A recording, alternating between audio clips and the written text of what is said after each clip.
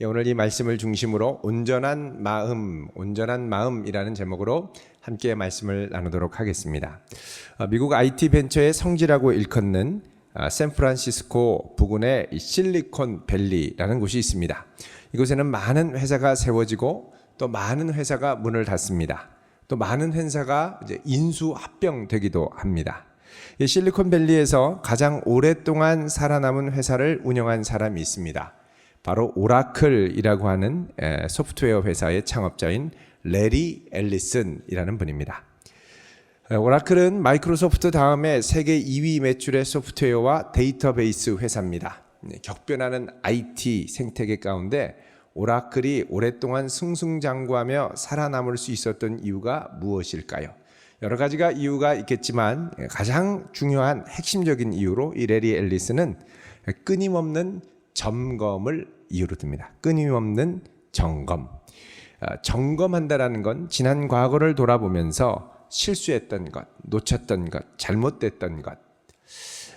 여러분, 우리가 점검한다 그러면 잘못을 지적한다라고 생각을 합니다만 이게 과거 중심적으로 되면 자꾸 정죄하는 느낌이 듭니다. 그런데 점검은 미래를 위한 것이죠. 그래서 여러분, 똑같은 문제, 내가 실수하고 또 잘못도 많이 하고 또 오류투성이긴 합니다만, 이런 질문, 만약 이 일을 다시 한번 해보겠다면 어떻게 다르게 해볼 수 있을까? 여러분, 우리가 여러 가지 많이 하지 않습니까? 예를 들면 교회에서도 찬양 준비도 하고 찬양 인도도 하고 목장 인도도 하고 이렇게 했을 때 참 늘 이제 완벽하지 못하고 아쉬움이 있죠. 아쉬움이 있을 때 돌아보는 중요한 질문 중에 하나가, 내가 이것을 다시 한번 해본다면 무엇을 어떻게 다르게 해볼 수 있을까 하는 것입니다. 이것을 다시 한번 해보고 싶으면 어떻게 다르게 해보고 싶으세요? 라고 물어보면 많은 고민과 함께 생각을 해보게 됩니다. 만약에 이 질문을 뭐가 잘못했다고, 뭐가 문제라고 생각하세요? 그러면 막 얘기하기 싫어합니다. 내가 문제가 뭐 있는데 이렇게 되죠. 그런데 이게 이제 잘못을 지적하기 위한 과거를 돌아보는 게 아니라 과거를 바탕으로 더 나은 미래를 디디고 올라가기 위해서 다시 한번 다르게 해보고 싶다면 무엇을 다르게 해보고 싶은가라는 질문을 했을 때는 이 질문 자체의 방향이 미래를 향해서 가게 된다는 겁니다. 이렇게 미래를 향해서 끊임없이 점검하며 나아갈 때 이것이 바로 혁신의 원동력이 되기도 합니다. 그러니까 점검하다가 문제가 일어난 것을 알면 더 나은 조치를 취할 방법을 모색하게 되는데, 이 방법을 모색하다가 혁신이 일어난다는 거죠. 자, 여러분, 개인의 생활도 그렇습니다. 지난 한 학기 우리 대학생들 같은 경우는 정말 열심히 달려오지 않았습니까? 우리 청년들, 또 우리 장년들, 지난 반년, 벌써 2019년이 반년이 지났습니다. 믿어지십니까? 하는 순간에 6개월이 휙 지나셨죠. 엊그제 같은데, 어떤 분은 그러시더라고요. 엊그제 같은데 6개월이 지났습니다. 여러분, 지난 6개월 하나님 앞에 어떻게 산 것 같습니까? 정신없이 달려오다가 돌아볼 여유도 없었죠. 근데 여러분, 만약에 오늘 여유가 된다면 이따 소그룹 모임이나 집에 가셔서 칼렌더 6개월 달력을 한번 꺼내보십시오. 스케줄표를 꺼내보시고 쭉 한번 이렇게 점검해 보세요. 내가 6개월 동안 무엇을 달려왔고 어떻게 달려왔고, 내가 하나님 앞에서 어떤 경건의 모습으로 살았고, 내가 하나님 앞에 하나님 말씀을 붙들고 얼마나 몸부림을 쳤고, 예배는 얼마나 하나님 앞에 최선을 다했고, 하나님 앞에 내가 기도했던 것들이 어떤 것들이 응답을 받았고, 그러니까 한 6개월, 반년이니까 이걸 돌아보면서 한번 체크를 해보라는 겁니다. 그 체크를 해보면 내가 아쉽다. 만약에 내가 다시 6개월 전으로 돌아간다면 나는 어떻게 다르게 살 수 있었을까? 조금 더 이제 긍정적으로 얘기를 하면 앞으로 다가오는 6개월은 이걸 바탕으로 어떻게 다르게 살까를 점검해 보자라는 것이죠. 여러분, 이렇게 자꾸 우리의 생활을 돌아보고 또 우리의 믿음을 되돌아볼 때 우리는 이것을 바탕으로 더 큰 믿음의 도약을 자꾸만 이루어낼 수 있습니다. 자, 그렇다면 보다 온전한 믿음, 보다 온전한 중심, 보다 온전한 신앙생활을 위해서 우리가 점검해야 될 것이 무엇인가? 오늘 본문의 말씀을 중심으로 크게 두 가지를 살펴보도록 하겠습니다. 첫 번째는 내가 듣고 믿었던 진리가 과연 무엇을 위한 진리인가 하는 것입니다. 여러분, 진리는 살아내기 위한 진리입니다. 살아내기 위한 진리여야지 내 길을 즐겁게 하기 위한 진리여서는 안 된다는 것이죠. 자, 오늘 말씀 26절, 27절 같이 읽겠습니다. 시작. 우리가 진리를 아는 지식을 받은 후 짐짓 죄를 범한즉 다시 속죄하는 죄사가 없고 오직 무서운 마음으로 심판을 기다리는 것과 대적하는 자를 태울 맹렬한 불만 있으리라. 아멘. 자, 여기 보면은 우리가 진리를 아는 지식을 받은 후, 자, 진리에 대한 말씀을 들은 후에 여기 보면은 짐짓 이렇게 돼 있죠. 짐짓.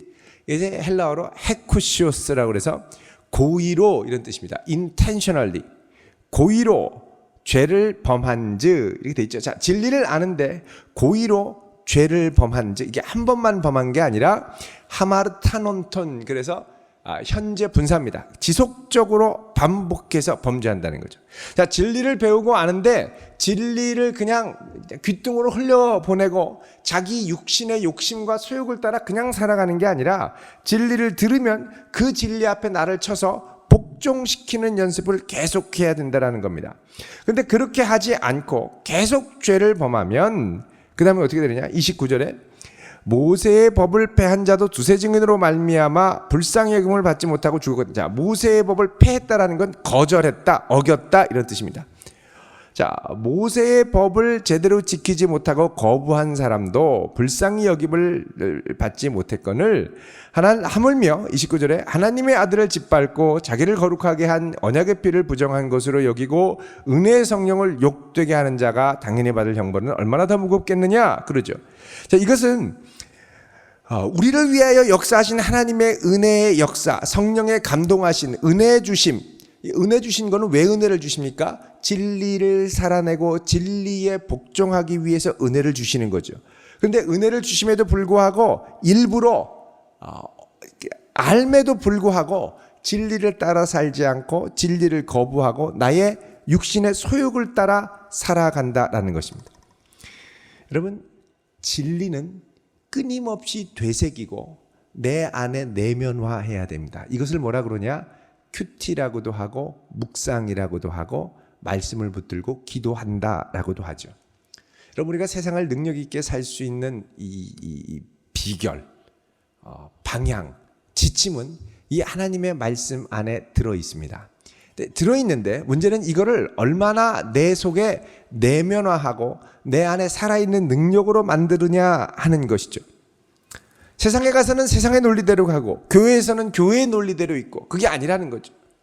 세상에 나가서도 진리의 논리대로 살고 믿음의 공동체 안에서도 진리의 논리대로 살 수 있어야 한다는 것입니다. 여러분, 이번에 U20 언더 20이죠. 정정용 감독이 아주 했던 탁월한 작업 중에 하나가 본인의 축구 인생의 모든 것을 다 녹여서 축구 매뉴얼을 만들었다는 것입니다. 매뉴얼이 두께가 이렇게 두껍습니다. 근데 이거를 경기가 U20이 시작되기 전에 이미 다 완성을 해서 자신의 감독 생활을 총정리하면서 완전히 다 세세하게 매뉴얼을 해서 이거를 경기가 시작되고 선수가 소집되자마자 매뉴얼을 나눠줬습니다. 이거 읽어라. 몇 번 읽어라. 그리고 2세트 연습한다. 저 세트 연습한다. 이거 끝나고 나면 집에 가서 다시 읽어봐라. 숙소에서 다시 읽어라. 이렇게 하고 계속 이거를 읽게 시켰습니다. 그리고 이거를 어느 정도 숙지했는지 계속 테스트하다가 어느 순간 됐을 때는 이 매뉴얼을 다시 걷어드렸습니다. 있으니까 매뉴얼에 있으니까 이러면 안 될까봐 아예 다 머리에 통째로 넣고 통째로 넣은 상태로 연습시킨 거죠. 그게 달달달달 외우게 하고 다시 실전해서 쓰고 외우게 하고 실전해서 쓰고. 여러분, 이렇게 하다 보니까 선수들이 어떻게 되냐? 매뉴얼이 체화된 거죠. 내면화된 겁니다. 여러분, 우리에게 진리가 없어서 문제가 아닙니다. 이 진리가 얼마나 내 안에 내면화되고 능력으로 들어오느냐가 문제인 것입니다. 그러려면 어떻게 되냐? 이 말씀을 계속해서 묵상하고 이 말씀을 붙들고 이 말씀에 내 삶을 자꾸 반추하여 나를 변화시켜야 되죠. 여러분, 말씀을 가까이 해야 됩니다. 젊을 때 이 말씀에 정말 내 인생을 한번 걸어봐야 됩니다. 아, 정말 이 말씀대로 이루어지는구나라는 걸 믿고 확신할 때 그 다음에 어떻게 해요? 이 말씀대로 살 수 있는 담대함이 생기는 거죠. 이거 없이 그냥 성경 말씀은 좋은 말씀이지 이렇게 되면요, 말씀 따로 내 삶 따로라는 겁니다. 그래서 여러분 이 진리를 내면화해야 되는데 이거는 나 혼자 안 되고 같이 가야 됩니다. 성경 말씀은 공동체를 위한 것이죠. 여러분 하나님의 말씀을 묵상하죠. 혼자 묵상하지 말고 같이 소그룹에서 말씀을 나눌 수 있기를 바랍니다. 그리고 격려해 주고요. 같이 기도해 줘야 돼요. 이거 자꾸 이 안에 내면화돼야 되는 거예요. 여러분 우리가 실전에서 발휘할 수 있는 능력은 복잡한 진리가 아닙니다. 단순하지만 확신을 갖고 붙든 진리가 현장에서 능력을 발휘합니다. 이 확신을 갖고 살 수 있는 우리 모두가 될 수 있기를 바랍니다. 두 번째로 우리가 점검해야 될 우리의 믿음, 우리 점검하며 계속해서 붙들어야 될 것 중에 하나는 뭐냐? 우리의 믿음 생활이 얼마나 인내로 드러났느냐 하는 것입니다. 여러분 믿음은 인내로 드러나야 합니다. 오늘 말씀 32절에 읽어보겠습니다. 시작. 전날에 너희가 빛을 받은 후에 고난의 큰 싸움을 견디어낸 것을 생각하라. 아멘. 전날에 너희가 빛을 받은 후에 고난의 큰 싸움을 견디어낸 것을 생각하라. 자, 전에는 빛을 받았습니다. 그리고 그 빛으로 어떻게 했습니까? 고난의 싸움을 싸웠죠. 근데 고난의 싸움을 싸웠는데 여기서 고난의 싸움을 싸운 걸 뭐라고 그러냐면 고난의 큰 싸움을 견디어냈다라는 겁니다. 여러분 우리가 진리의 말씀을 붙들고 살아갈 때 싸워야 되는 싸움은 견디는 싸움입니다. 진리로 통쾌하게 상대방을 짓누르고 망신주고 승리하는 것이 아니라 견뎌야 된다는 거예요. 이 싸움은 견디는 싸움입니다. 무엇으로부터 견딥니까? 오늘 말씀 33절에 보면 읽어보겠습니다. 시작. 혹은 비방과 환난으로서 사람에게 구경거리가 되고 혹은 이런 형편에 있는 자들과 사귀는 자가 되었으니, 자, 비방과 환난으로 구경거리가 된다는 겁니다. 또 이런 구경거리가 되는 사람들과 함께 사귀며 용기를 주어야 한다는 것이죠. 34절에 너희가 갇힌 자를 동정하고 너희 소유를 빼앗기는 것도 기쁘게 당한다 그러죠. 자, 우리가 갇힌 자, 진리 때문에 고난받은 자 함께 아파하고 또 우리가 갖고 있는 것도 때로는 다 진리로 인하여 희생하고 빼앗기고 기쁘게 당하는 것, 이거는 더 낮고 영구한 소유, 진리에 대한 확신이 있다는 겁니다. 그래서 진리에 대한 확신이 있는 사람은 견뎌낼 수 있습니다. 여러분 우리가 약한 게 뭡니까? 진리를 견뎌내는 게 약합니다. 진리를 살아내는 건 괜찮아도 견뎌낸다 그러면 마음이 어렵죠. 근데 여기서는 진리를 견뎌내는 성도의 삶에 대해서 얘기를 합니다. 35절에 읽습니다. 시작. 그러므로 너희 담대함을 버리지 말라. 이것이 큰 상을 얻게 하느니라. 자, 우리가 이 인내하고 조롱을 견뎌내는 것에 대해서 어떻게 하냐? 담대함을 잃지 말아야 된다는 거예요. 담대한 마음. 그리고 36절에 너희가 인내가 필요하면 너희가 하나님의 뜻을 행한 후에 약속한 것을 받기 위함이라고 그러죠. 그래서 여러분 우리가 담대함을 버리지 말고 이 믿음의 싸움을 신호하며 가야 됩니다. 여러분 이 젊은 청년들 이렇게 핸드폰 많이 보지 않습니까? 이렇게 자꾸 보다 보면 나중에 목이 아파질 때가 많습니다. 우리가 보통 이렇게 생활하면서 목을 꼿꼿하게 세우면 목에 받는 하중이 4.5에서 5.4kg 정도가 된다고 그럽니다. 그냥 꼿꼿하게 해서. 그러니까 지금 이 상태로 보면 한 5kg 전후로밖에 하중을 받지 않는 거죠, 목에. 그런데 이게 15도 이렇게 기울면 12.2kg로 하중이 늘어납니다. 그러다가 30도로 더 탁 숙이면 목에 18kg짜리 아령을 드는 것과 매는 것과 마찬가지고, 이게 45도 각도로 숙이면 22.2kg, 60도로 팍 숙이면, 고개 팍 숙이면 27.2kg의 하중을 받는다고 그럽니다. 거의 30kg. 그러니까 어떻게 되죠? 목이 이렇게 굽고 그 다음에 목 디스크가 생기죠. 아파요. 이렇게 아파 막 이러죠. 아파요, 아파. 여러분 거의 30kg이나 됩니다. 조선 시대에 보면 여러분 가채라는 게 있습니다. 가채. 가채는 그 가짜 가발이라는 거죠. 가짜 머리. 조선 시대 가발입니다. 이거는 사회적으로 신분이 높은 여성들이나 기생들이 머리에 이렇게 그 드라마에 보면 막 뚫뚫뚫 마른 머리 있지 않습니까? 가발. 그 머리를 언제 저렇게 다 길렀어? 그렇게 생각할지 모르겠는데 가발입니다. 조선시대 때, 조선 후기 때 이게 인기가 있어가지고 엄청나게 비싸졌습니다. 그리고 뭐 사람들, 그 여성들, 가난한 여성들 머리 깎아가지고 팔고, 이런 가채가 유행했기 때문에 머리 잘라서 이렇게 팔면 그래도 소고기 한 근은 사 먹을 수 있었죠. 이게 인기가 있는데 이게 뭐 얼마나 많은 머리가 있고 얼마나 많은 장식이 있느냐에 따라 이 가격이 막 올라가고, 여성이 쓴 가채가 그 가문의 가정 형편을 드러냈습니다. A급 가채를 쓰면 귀부인인 거예요. C급 가채는 부실한 집인 거예요. 근데 이 엄청난 가채, 이게 무거운 건 30kg나 됐습니다. 그래서 여성 중에 가채를 쓰면 있고 또 이렇게 가면 또 이렇게 꼿꼿하게 들지 못하잖아요. 여성은 항상 이렇게 겸양해야 되지 않습니까? 이렇게. 이러다가 목 부러진 여인들이 많이 나왔습니다. 하도 무거워가지고. 그러니까 여러분, 가채를 쓰더라도 어떻게 되냐면 바른 자세가 있어야 되고요. 그 다음에 근육을 강화해야 됩니다.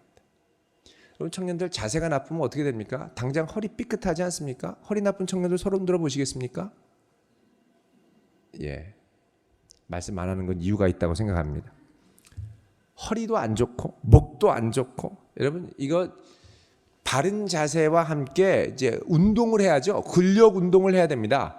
근력 운동을 하고 허리를 펴고 해야 되는데, 여러분 운동을 해서 근육이 강화되려면 어떻게 되냐면 무거운 거를 들어야죠. 무거운 걸 들으면 어떻게 되냐면 우리 근육이 찢어집니다.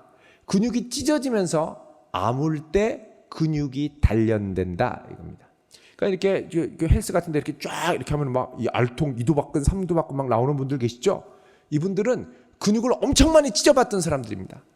찢어져야 그 다음에 단단해지는 거죠.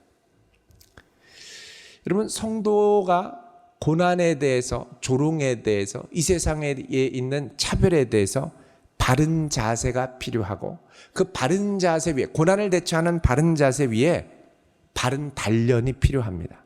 여러분, 근육이 강해지는 것처럼, 찢어져야 강해지는 것처럼 고난과 조롱과 비웃음이 우리를 이렇게 아프게 하고 찢지만 이것이 우리를 더욱더 강건한 경건으로 빚어가게 되죠. 그래서 우리는 이걸 지나면서 인내해야 됩니다. 인내가 지나며 아물 때에 회복이 되고 하나님께서 큰 영광을 받으시죠. 여러분, 나의 신앙생활이 하나님 앞에 얼마나 이 고난을 대처하는 이 바른 태도, 고난에 대해서 하나님이 어떻게 너무했다, 왜 나한테 이런 어려움만 주나, 막 이렇게 생각하면요, 이게 여기저기 아프게 돼 있습니다. 근데 고난에 대해서 성도로서 믿음을 바로잡고 살려고 하면은 피치 못한 이런 어려움이 오게 되고, 그럼 나는 더욱 이 고난을 통하여 나의 믿음을 하나님께 더하고 경건을 더하고 주님을 사랑하는 마음을 더해서 정금같이 나오리라, 이런 마음을 갖고 계속해서 씨름해 가야 된다는 겁니다. 여러분, 우리의 신앙생활은 이런 믿음, 인내의 말씀을 갖고 계속해서 우리 자신을 점검하며 또 진리를 살아내며 나아가야 된다는 것이죠. 여러분, 지난 6개월이 우리가 지났습니다. 얼마나 지금 우리가 열심히 달려왔습니까? 근데 한번 이제는 돌아봐야 됩니다. 6개월간, 지난 6개월간 나는 하나님께 얼마나 몸부림을 쳤습니까? 그리고 하나님은 얼마나 나에게 가까이 오셨습니까?